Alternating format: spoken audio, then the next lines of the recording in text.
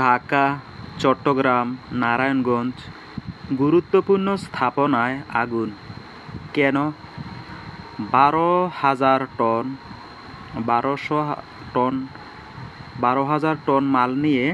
কাঁচামাল নিয়ে জাহাজ ডুবে গেছে। আরও অনেক গুরুত্বপূর্ণ স্থাপনায় নাশকতা চলতেছে। কারা করতেছে এগুলো আমাদের আর বুঝার বাকি নেই। পতিত লীগ যারা স্বৈরাচার করে ক্ষমতা হারিয়েছে, এখন পালিয়ে বেড়াচ্ছে বিভিন্ন দেশে, এবং তাদের দোসররা দেশের ভিতরে আনাচে কানাচে লুকিয়ে থেকে নাশকতা করতেছে।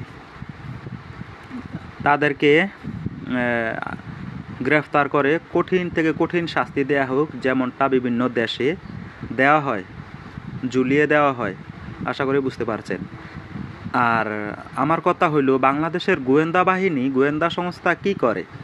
তারা কি বসে বসে মুড়ি খায় নাকি মূলা খায়?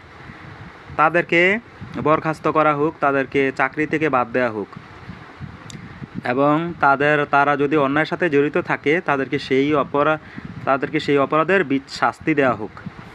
আমার কথা হয়েছে, দেশের গোয়েন্দা সংস্থা এত দুর্বল কেন? তারা কি খালি খায় আর গোমায়, নাকি যারা নাশকতা করে, দুষ্কৃতিকারী, জঙ্গি, নাকি তাদেরকে সহায়তা করে? পলাতক দল নাকি তাদেরকে সহায়তা করে?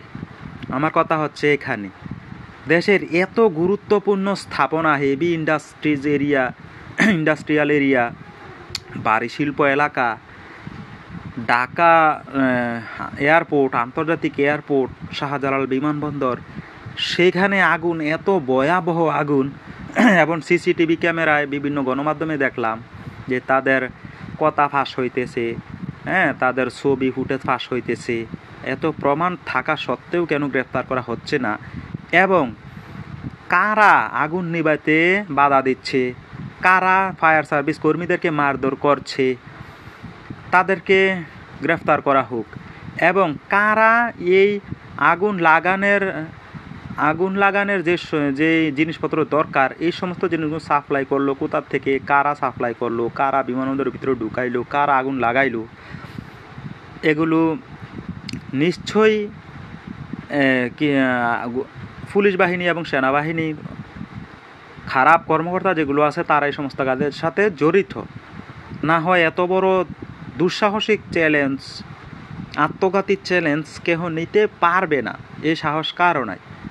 তো জালেমরা যারা লুকিয়ে আছে, তারা তাদের অস্তিত্ব টিকিয়ে রাখতে পারবে না, এবং সাধারণ মানুষ এবং দেশপ্রেমিক মানুষ এবং দেশের ভালো চায় না ওরা। তাই ওরা যে কোনো ধরনের আত্মঘাতী পথ বেছে নিতে পারে, যার প্রমাণ আমরা দেশে বিভিন্ন স্থানে তাদের কর্মকাণ্ডের দ্বারা পেয়েছি।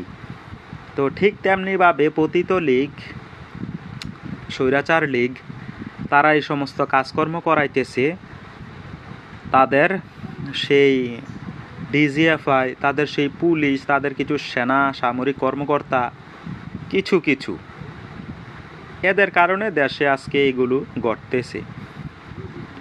তারা এত ভারী গুরুত্বপূর্ণ স্থাপনায় যে নাশকতা করতেছে, এগুলো সাধারণ মানুষের পক্ষে সম্ভব না। আর যদি আগুন কোনো অ্যাক্সিডেন্টালি লেগেই যায়, তাহলে তো নিবানোর মতন সরঞ্জাম প্রত্যেকটা কোম্পানিতে, প্রত্যেকটা রুমে, অফিসে, স্থাপনায় সেই বালি, পানি এবং সেই গ্যাস সিলিন্ডার আছে, এবং সবাইকে সেই ব্যাপারে ট্রেনিং দেওয়া আছে। সবাই জানে কিভাবে আগুন নিবানো যায়।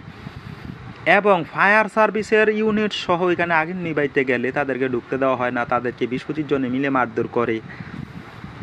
এখান থেকে বোঝা যায় দেশের সার্বভৌমত্ব রক্ষায় হুমকির মুখে পড়বে, এবং দেশকে তারা পঙ্গু করে ফেলবে, দেশের অর্থনীতি ধ্বংস করে দিবে। এটা যা জাতির জন্য মোটেও ভালো না। তাই জাতিকে টিকে থাকতে হলে ঐক্যবদ্ধ হয়ে সন্ত্রাসীদের মোকাবেলা করতে হবে, এবং কালো শক্তির হাত ভেঙে দিতে হবে। কালো শক্তিকে এই সমস্ত কাজে লিপ্ত দেওয়া যাবে না।